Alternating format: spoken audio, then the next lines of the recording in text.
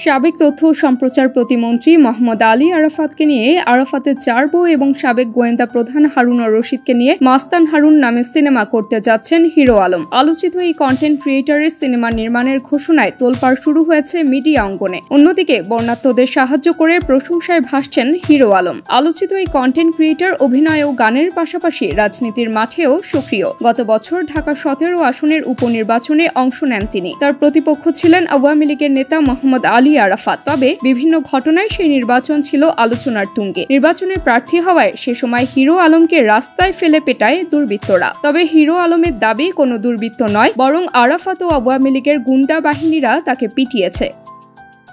সেই সময় প্রধানমন্ত্রীর কাছে বিচারের দাবিও জানান হিরো আলম। সময়ের চাকায় বদলে গেছে প্রেক্ষাপট। 5 আগস্ট ছাত্র জনতার আন্দোলনে পতন ঘটে আওয়ামী লীগ সরকারের। দলের অনেক নেতাকর্মী পালিয়েছেন, কেউ হয়েছেন গ্রেফতার। এক সময়ের প্রভাবশালী আরাফাত নিজেও আছেন আত্মগোপনে। ঠিক এমন সময় সেই আরাফাতকে নিয়েই আরাফাতের 4 বউ নামে সিনেমা তৈরির ঘোষণা দিলেন হিরো আলম। আলোচিত এই সিনেমা নির্মাণ করতে যাচ্ছেন শাওন আশরাফ। এর প্রসঙ্গে এক সাক্ষাৎকারে হিরো আলম বলেন, আরাফাত আমার বিপরীতে নির্বাচন করে জনপ্রিয়তা হারিয়েছে। ভোট কারচুপি করে তাকে জেতানো হয়েছে। সে কত বড় দুর্নীতির সঙ্গে জড়িত দেশের মানুষ অনেকেই তা জানে না। আরাফাতের ব্যক্তি জীবন, রাজনীতি এবং দুর্নীতি নিয়েই আরাফাতের 4 বউ ছবিটি তৈরি হবে। এর মধ্য দিয়ে দেশের মানুষ আরাফাতের আসল রূপ দেখবে। অন্যদিকে ঢাকা মহানগর গোয়েন্দা পুলিশের সাবেক প্রধান হারুন রশিদকে নিয়েও মাস্তান হারুন নামের সিনেমা তৈরি করবেন হিরো আলম। এ প্রসঙ্গে হিরো আলম বলেন, ডিবি হারুন ক্ষমতার অপব্যবহার করে অনেক দুর্নীতি ও অত্যাচার করেছে। তাকে নিয়ে নতুন করে বলার কিছু নেই, দেশবাসী জানে। ছবিতে আমরা সেসব গল্পই তুলে ধরব। হিরো আলমের 2টি সিনেমায় প্রযোজনা করবেন লন্ডন প্রবাসী জেনিফা চৌধুরী।